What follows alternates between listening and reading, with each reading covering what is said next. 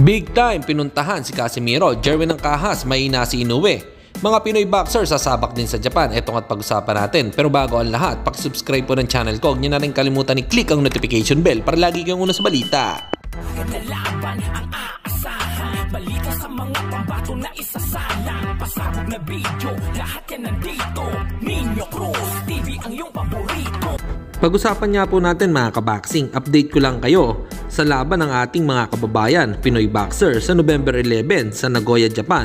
Lalaban nga dito si Ian Sampan versus Koshin Takeshima, Esnet Domingo kontra Keisuke Iwasaki, at ang kapwa Pinoy na si KJ Kataraha versus JR Raquenel. Abangan nga natin itong magagandang laban muli November 11.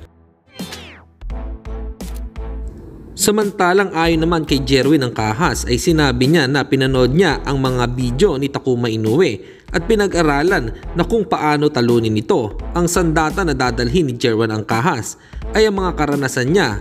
Hindi naman daw niya planong inakot si Inoue, pero kapag nakasilip daw siya ng pagkakataon ay nanakaut niya ito. Dahil sa magkasunod na talo nito noon ay naging mature na daw siya lalo sa pakikipaglaban. At sa kabilang balita naman tayo mga kaboxing, bago pala ang naging sagupaan ni Casimiro at Oguni ay pinuntahan pala ito ng kilalang promoter sa Japan, ang Taken Promotion President Akihiko Honda. So dahil dyan ay posible talagang maganap ang Casimiro versus Inoue for the future.